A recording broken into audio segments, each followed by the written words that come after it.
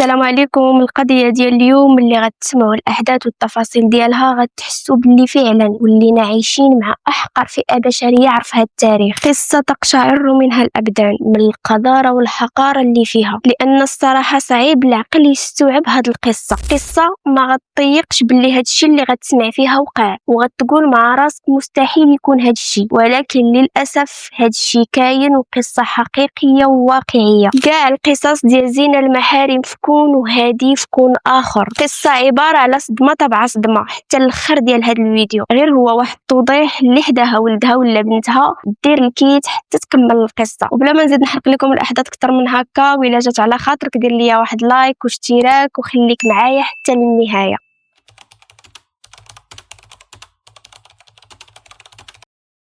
القصة ديالنا غتدينا لجمهورية مصر العربية، وبالضبط قرية طمية محافظة القيوم. هاد القرية الناس ديالها ناس بسطاء، وقرية اللي فيها حية بامتياز، واغلب الناس اللي ساكنين فيها الخدمة ديالهم هي الفلاحة، وكيخدموا غير في الأراضي ديالهم النيت. وحتى اللي ما كانش كيخدم في الأرض بحال الشباب ولا اللي جون فراه كانوا كيمشيو لشي مدينة أخرى بحال الإسكندرية ولا القاهرة وكيخدموا تما، أو لا جاتهم شي فرصة على برا بحال في دول الخليج ولا في دول أخرى. المهم في هاد القرية كيسكن واحد الراجل اللي سميتو زغلول تزاد سنة 1972. كبر وتربى في ديك القرية النيت. ملي كبر وسهل عليه الله وشاف راسو قادر على انه يكون اسره ويتزوج، غادي يخطب واحد السيده اللي حتى هي من نفس القريه ديالو، وغيتزوجوا وغيعيش هو وياها في دار والديه، حيت عندهم تما في ديك القريه والعادات ديالهم خاص لابد وضروري فين ما يتزوج شي واحد يسكن مراته مع دارهم، واخا يكون بامكانه انه يسكن بوحده هو ومراته. في ديك القريه عندهم لا وعيب باش الولد يتزوج ويسكن مع مراته، فضروري خاص اللي يتزوج يجيب مراته وتعيش مع دارهم. حتى الا بغى يدير دارو فحتى تدوز واحد 3 سنين ولا 4 سنين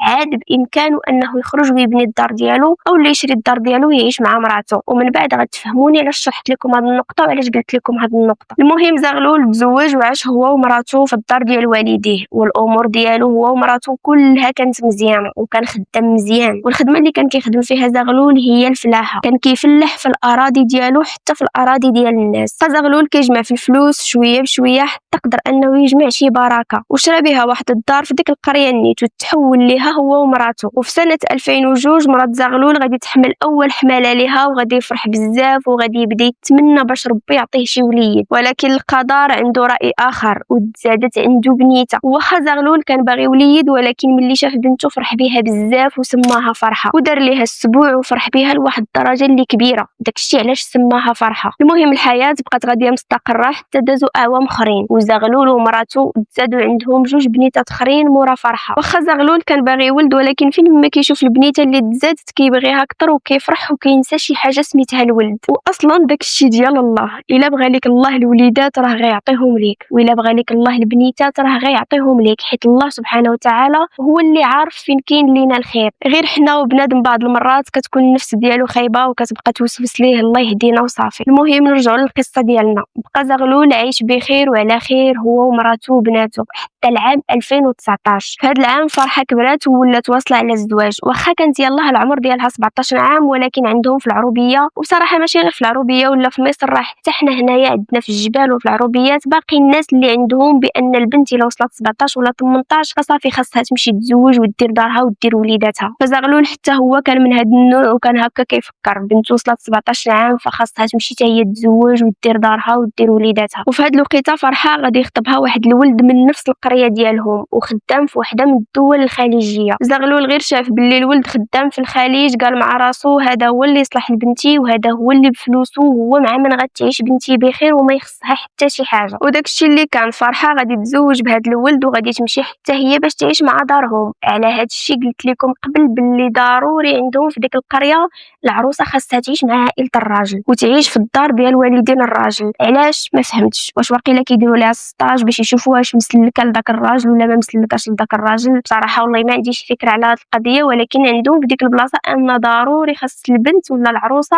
تجي لعند الوالدين هما الاولين واحد العامين ولا 3 سنين، عاد ديك الساعات الا بغى يدير لها دارها يخرجها ويدير لها دارها. المهم فرحه حتى هي غادي تعيش في دار راجلها، وغادي يدوز معاها راجلها داكشي اللي قسم الله في الكونجي، وغادي يرجع للخدمه ديالو. فرحه بقات عايشه مع الدار ديال راجلها، يعني مع الوالدين ديال راجلها، وراجلها كيجي سيمانه ولا جوج ويرجع شهر ولا شهرين، ويجي تاني يدوز مع مراته والديه واحد السيمانه ولا جوج ديال الكونجي، ويمشي تاني شهرين ولا 3 شهور وهي غادا هكا. ولكن فرحه بدات كتعيا من هذا الشيء، وبدات كتعيا من داك البعد ديال راجلها. فرحه كان كيحسب ليها بلي راجلها فاش غيجي الكونجي الثاني غادي يديها معاه، ولكن كل مره كتجبد معاه هذا الموضوع باش انه يديها معاه، هو كيقول لها غير صبري دابا نديك ان شاء الله. واش غير كان كيدير لها هكا بالعاني وكيسكتها بهاد الهضره، الله اعلم. المهم فرحه بقات عايشه في دار راجلها، وكاع الشقه ديال الدار منها، حتى من البهايم اللي عندهم في الكوري كتشطب لهم الزبل ديالهم اعزكم الله، وكتحلب البقر وكل شيء كديرو، حتى ولات كتحس نهار على نهار بحال راجلها جايبها غير سخره على دارهم وصافي. وحتى الكونجي ما بقاش كيجي بزاف، ولا كيجي مره في 3 شهور ولا مره في 4 شهور. فرحه صافي عيات من هذا الشيء، وهي تقول مع راسها صافي بركه عليا حتى الهنا وبركه، وعيطت عليه وقالت ليه ملي تجي هاد المره خاصك ضروري تديني معاك، انا ماشي جايبني سخاره على والديك وعلى داركم. ولكن السيد والو ما بغاش يفهم راسو، حتى غيجي في واحد الكونجي وهي توقف ليه تما. قالت ليه هي غادي دير ليا شي حل وتسكنني بوحدي ولا تديني معاك، يا غادي نمشي لدارنا. ولكن راجلها ما عطلهاش وقال لها اللي عجبك بنت الناس واللي ارتحيتي فيه ديريه، انا ما غاديش نديك، ولا بغيتي تمشي وترجعي لداركم فمرحبا والباب وسع من كتافك. فرحه غير سمعت هاد الهضره ديك الساعه جمعت حوايجها ورجعت لدار والديها، ولكن خلاها هكاك معلقه، ما طلقها ما والو، وبقات ما هي من المطلقات ما هي من المزوجات. خلاها في دار والديها ورجع بحالته للخليج للخدمه ديالو. بقات فرحه عايشه في دارهم مع والديها، ولكن ديما كتشوف امها وباها زغلول، ديما كتشوفهم مضاربين ومنوضينها بجوج، ديما نايض الصداع بيناتهم، وديما الغوات، وديما باها ما عجبو حال، وديما جمع غوباشته. بقات فرحه كتحاول انها تهضر مع الام ديالها وتقول لها مالكم علاش دايرين بحال هكا بجوج، مالكم ديما منوضين الصداع، فين كاين المشكل، انا راني ما فهمتش. ولكن الام ديالها ديما كتقول لها باك بنتي كبر وهدر وما بغاش يدير عقله، حتى شرف عاد جاه الهبال وجاه الحماق.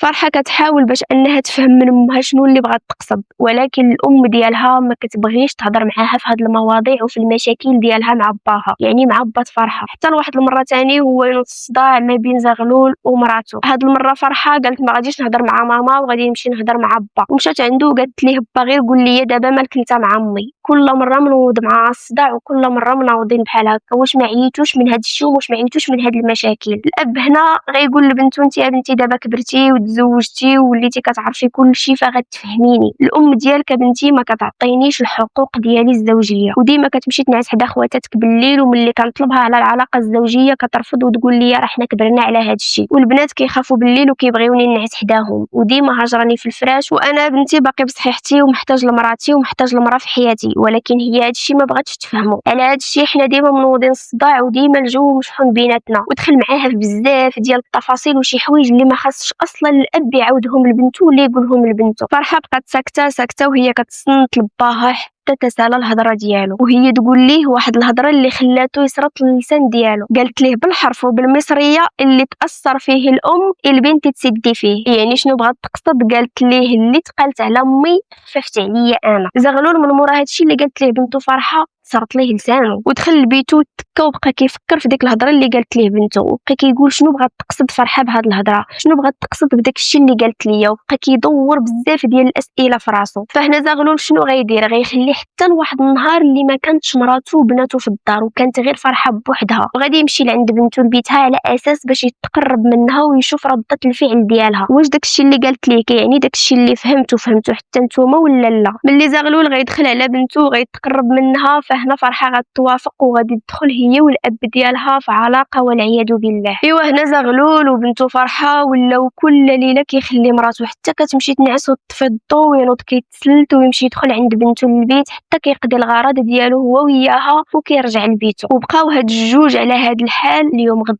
غدا حتى غتبدا الام ديال فرحه كتعيق براجلها، ولا السيد ما مسوقش ليها ولا يطلبها باش انها دير معاه العلاقه الزوجيه، وكي دازت من حداه ولا ما دازتش من حداه ما مسوق تسوقش ليها وبحال ما عندوش المراه في الدار. هنا غادي تبدا تشك وغادي تبدا تقول مع راسها مرات زغلول ياك ما السيد كيخلينا حتى كنعسو بالليل وكيخرج وكيمشي عند دوك بنات الليل حتى كيقضي حاجته وكيرجع، وبقات كتعس عليه كل ليله واش غيخرج من الدار ولا لا. ولكن كتعيا ما تحضيه وكتشوف باللي ما كيخرج حتى شي واحد من الدار، والباب ديال الدار كما كتسدو كما كيبقى. وهي تقول مع راسها واحد الليله والله حتى نمشي نطلع ليه في بيتو ونشوف واش كيدير واش ناعس ولا لا. ولكن ملي مشات حلات الباب كتلقى ما كاين حتى شي واحد في البيت، وكتلقى زغلول ما كاينش في بلاصتو. بدات غاديه لعند بنتها فرحه للبيت ديالها باش تسولها واش ما شفتيش باك ولا فين مشى ولا عرفتي فين كاين. ولكن مع غادي تحل الباب ديال البيت ديال بنتها غادي تشوف اكبر كارثه واكبر صدمه تقدر تشوفها اي ام في الحياه ديالها. كتشوف راجلها وبنته، يعني الاب وبنته في واحد الوضع اللي مخل بالحياه. مرات زغلول المسكينه كيحسب ليها باللي راجلها هو اللي كيبزز على بنته باش يدير معاها هكاك وكيستغلها. بدات كتضرب فيه وكتقول ليه اويلي واش ما بانت لك غير بنتك، واش لهاد الدرجه وليتي بحال الحيوان ما بقيتي كتعرف تفرق ما بين بنتك ولا مرا اخرى. فرحه هنا بدات كتجر في الام ديالها وكتقول لها تفرقي على بابا، كون كنتي انت مرا ونص كون عطيتيه الحقوق ديالو، ودابا اللي ما قديتيش انت ديريه راني كندير فيه انا. اللهم با يبقى بيناتنا ولا وسطنا ولا يمشي يخسر فلوسه على شي وحده اخرى وتولي ديك الوحده الاخرى عايشه على ظهرنا وعايشه بفلوسنا. الام مسكينه عاد غادي تفهم باللي البنت كدير مع باها هادشي بالاراده ديالها، وبدات كتغوت وكتندب وكتخبط في فخادها وكتقول لهم والله حتى نشوهكم في القريه. وفرحه وزغلول كيشوفوا فيها وكيضحكوا عليها وكيقولوا ليها سيري وقولي اللي عجبك راه حتى شي واحد ما غيطيقك وغادي يرجعوك حمقى وما عندك عقل وهبيله، حيت اصلا حتى شي واحد ما غيطيق هادشي. اش غتقول لهم؟ غتقول لهم بنتي كتخوني مع راجلي ولا راجلي كيخوني مع بنتي؟ حتى شي واحد ما غيطيقك وكل شي في الاخر غادي يبقى يضحك عليك وغيرجعك انت اللي حمقى. الام مسكينه بقات كتشوف حتى عيات وهي ترجع لبيتها وبقات كتفكر في هاد المصيبه. ايوا والسي زغلول هنا وبنته ما بقاوش كيتلاقاو غير بالليل، ملي عرفوا بلا تفضحوا ومراته ولات عارفه كل شيء ولاو كيدخلوا لبيتهم حتى في عز النهار وقدام امها وبالعلالي. الام ديال فرحه ولات كتشوف باللي هادشي ما كيبشرش بالخير وولات خايفه حتى على بناتها الاخرين، وهي تقرر باش انها تجمع حوايجها وحوايج بناتها وتمشي وتديهم للقاهره وتبعد منهم، وخلاتهم بجوج منهم للي خلقهم وخلاتهم منهم لنفسهم وضميرهم وخوفهم من الله. يعني طبقت عليهم ديك المقوله ديال ان لم تستحي فافعل ما شئت،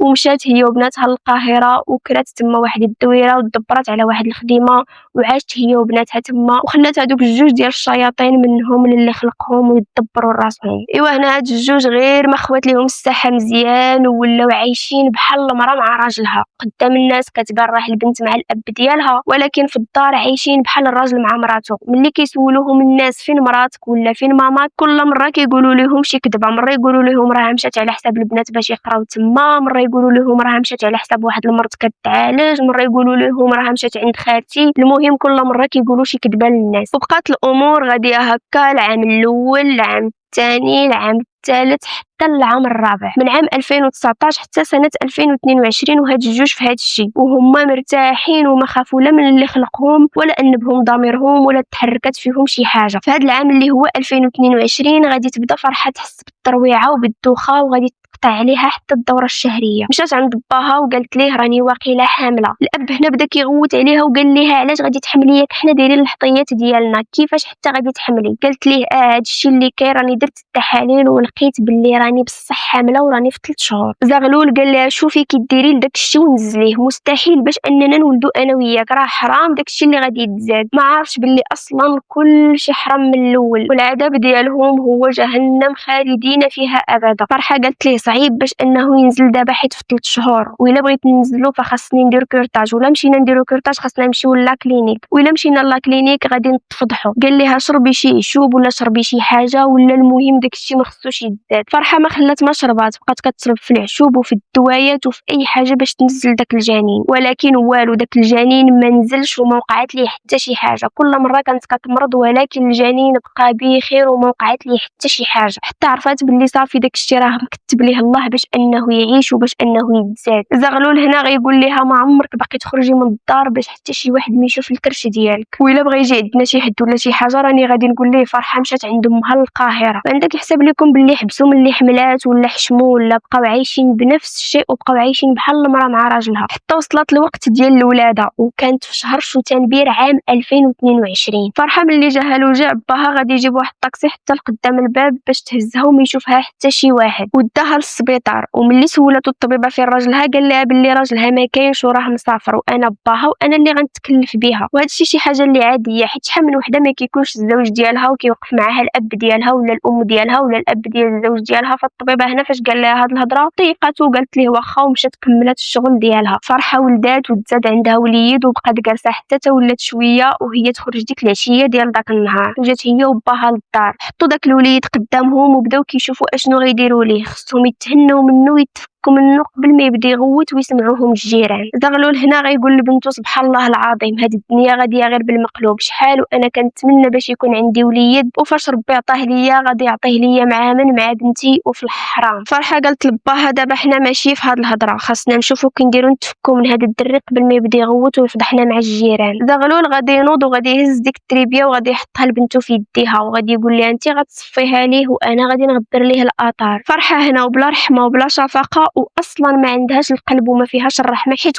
كان اصلا عندها القلب ما غطيحش مع باها في هذا الشيء كامل وما غديرش هاد الرذيله ودير هاد الشيء اللي ما كيبغيه لا ربي ولا عبده. المهم غادي تشد داك الوليد مسكين اللي باقي تريبيه وما مكملش حتى 48 ساعه وغادي تقجو حتى غادي يتوفى. وحيت باقي صغير فدغيا غادي يودع ودغيا غادي يتوفى. ملي غيتاكدوا بانه توفى زغلول غادي يشد داك الوليد وغادي يلويه في واحد الكتانه بيضاء وغادي يديروا في واحد البلاستيكه وغادي يدير معاه واحد الحجره اللي ثقيله وغادي يعقد ديك البلاستيكه مزيان وغادي يخليه حتى غيطيح الظلام وغادي يمشي لواحد البلاصه اللي كيقولوا ليها الترعه. هاد الترعه دايره بحال الشكل ديال الواد كيسقيو منها الاراضي الفلاحيه ديالهم في ديك القريه. زغلول غادي يخليه حتى غيطيح الظلام وفي النصاص ديال الليل غادي يمشي وغيهز ديك الميكا وغيلوحها في ديك الترعه. وداكشي علاش دار ديك الحجره باش تحل ديك الميكا وتهبط لتحت وما تعاودش تطلع. وغادي يلوح الميكا وغادي يرجع بحالاته لدارو وغادي ينعس هو وبنته بحال ما كاينه حتى شي حاجه وبحال ما داروا حتى شي حاجه. حتى غادي تدوز واحد اليومين وديك الحجره غادي تخرج من ديك البلاستيكه وديك البلاستيكه غادي تطلع لفوق الماء وبدات كتلعب فوق داك الماء. وسبحان الله الروح شحال عزيزه عند الله، واخا تعيا ما تخطط وتصمم ربي كبير وغتفضح تفضح. المهم ملي بدات ديك الميكا كتلعب فوق الماء الناس كانوا كيسقيو في الاراضي ديالهم وخدامين في الاراضي ديالهم حتى كتبان لهم ديك الميكا، ولكن الشكل ديالها دخل فيهم الشك وغيحاولوا حتى غادي يجروها.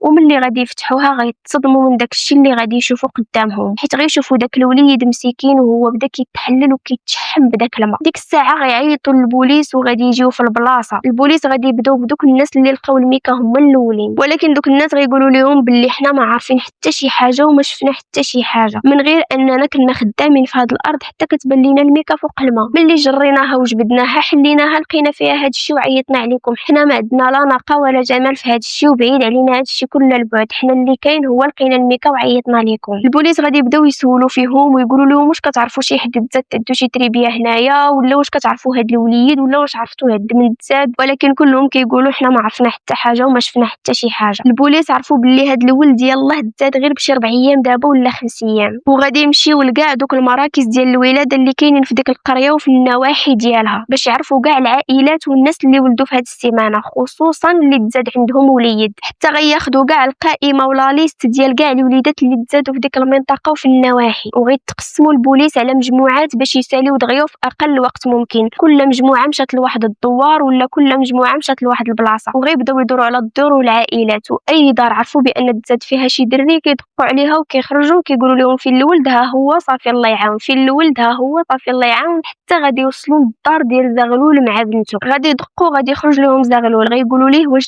تزاد عندكم شي وليد هاد الايامات. زغلول من طبيعه الحال غادي ينكر وغادي يقول لهم لا ما تزاد عندنا حتى شي حاجه. غيقولوا ليه لا راه كاين عندنا بان بنتك ولدات وراه ما كانش راجلها وانت اللي كنتي مكلف. قال لهم لا راهم غير غالطين ولا شي حاجه. قالوا ليه كلم لينا بنتك. بنته غادي تخرج وغيقولوا لها فينا هو ولدك. غتقول لهم انا ما عندي حتى شي ولد وما ولدت ما حتى شي حاجه. غيقولوا لها كيفاش ما ولدتي حتى شي حاجه، هي السميه ديالك والسميه ديال الاب ديالك وبان تزاد عندك وليد، واصلا الكاميرا شادك راكي خارجه انت وباك. واش الكاميرات غتكذبيهم؟ هنا غادي تبدا تدخل وتخرج في الهضره وغتقول لهم راه بصح ولدت ولكن نسيت. غيقولوا لها كيفاش نسيتي، واش هذا الشيء كيتنسى؟ المهم من هذا الشيء كامل جيبي لينا الدري نشوفوه ونعرفوه بالله بخير وعلى خير والله يعاوننا ويعاونك. قالت لهم لا الدري ناعس لا هادي لا هادي، بقات كتدخل وتخرج عليهم في الهضره. ديك الساعات البوليس غادي يدخلوا للدار غيقلبوها وما غيلقاو لا ولد لا حتى شي حاجه، وغادي يعتقلوا الاب والبنت ديالو غيديوهم لمركز الشرطه. زغلول غادي يجي للمحققين من الاخر وغادي يعاود لهم كلشي من الاول حتى الاخر. غيقول لهم باللي انا وبنتي طحنا في الحرام وكنا كنديروا علاقه اللي غير شرعيه لمده ديال 4 سنين، وهذا الشيء كان بالاراده ديالها. حتى حملات ودرنا بزاف ديال المحاولات باش داك الشيء ينزل، ولكن كتب ليه الله يعيش. وملي تزاد فهي اللي قجاتو وقتلاتو، وانا اللي عليا هو رميتو في هذيك الترعه. المحققين هنا تصدموا من هذا الشيء اللي كيسمعوا وما فهموا والو. الناس كانوا كيحققوا في جريمه قتل حتى ولاو في جريمه ديال زنا المحارم. ملي غادي يبداو يحققوا مع فرحه، هنا فرحه غادي تنكر كاع الهضره ديال باها وغتقول لهم لا انا ما كنتش كندير هذا الشيء بالاراده ديالي، وغادي تقول لهم با غير كيكذب، با كان كيبزز عليا وكان كيضربني، وإلا ما درتليش داك الشيء اللي بغا كان كيسلخني وكنضطر انني ندير ليه داك الشيء اللي بغا. كتقول لهم باللي بقيت مع الاب ديالي في هذا الشيء بزز مني لمده ديال 4 سنين، حتى تحملت وديك الساعات قال لي ما تخرجيش من الدار باش ما يعاقبك حتى شي واحد. وملي ولدت وجيت داك النهار هز ليا الدري وداه وما عرفتوش فين داه، وانا كان كيحسب ليا باللي دا غير عند شي حد باش يربيه، ما كانش كيحسب ليا باللي قتلو لاحو في الترعه. المهم بقات كتمثل على المحققين الدور ديال الضحيه. زغلول كيقول لهم راه غير كتكذب، وهذا الشيء راه كانت كديرو كامل بالاراده ديالها. غيقولوا ليه واش عندك شي دليل اللي يثبت الهضره ديالك؟ غيقول لهم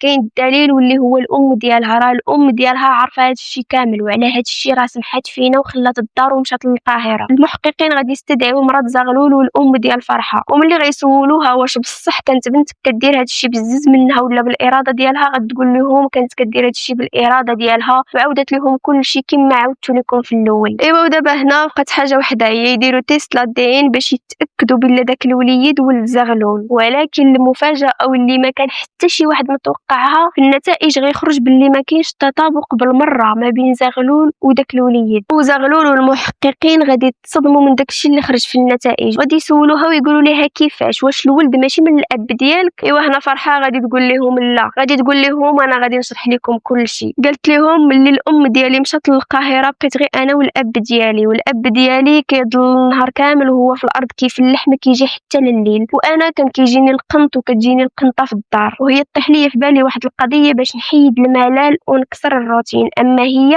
قالت لهم درت فيسبوك وتعرفت على واحد الولد من القريه ديالنا النيت، وملي كيمشي الاب ديالي للارض باش يخدم كيجي عندي للدار وكندوز معاه الوقت بنهار وكندير معاه حتى هو علاقه وكيمشي. قالوا لي شكون هو هذا؟ قالت لهم هو فلان. جابوا هذا الولد وغادي يديروا لي تيست للدين باش يتاكدوا واش داك التربيه منه ولا ماشي منه، وفعلا غيطلع داك الوليد باللي الولد ديال هذاك الشاب اللي قالت لهم فرحه، يعني ماشي من باها وانما من الخليل ديالها. ايوا قصه واش من قصه هذه، والله العظيم الا احقر قصه تسمعها كتجيب الترويعه حاشاكم الله. المهم نرجعوا للقصه ديالنا. المهم زغلول ملي غادي يسمع هذا الشيء غادي تشدو الهستيريا وغادي يبدا كيغوت وكيخبط في راسو مع الحيط وكيقول لهم كون عرفت باللي هذا الولد ماشي ولدي ما نوسخش يدي فيه وما نديرش فيه هذا الشيء وما نشاركش معاها في هذه الجريمه. ومن بعد ما غتكمل المسطره ديالهم غادي يمشيو هاد الجوج للمحكمه وغادي تحكم عليهم بجوج بالمؤبد مع الاعمال الشاقه. وحتى لهنا القصه ديالنا سالات. خليو لي نتوما الاراء ديالكم في هذه الكارثه وهذه المصيبه اللي سمعتو. وشكرا لاي واحد بقى معايا حتى لهنا، وشكرا بزاف لاي واحد دعمني بجيم وابوني. وخليت لكم الراحه، نتلاقاو في الفيديو الجاي ان شاء الله. مع السلامه.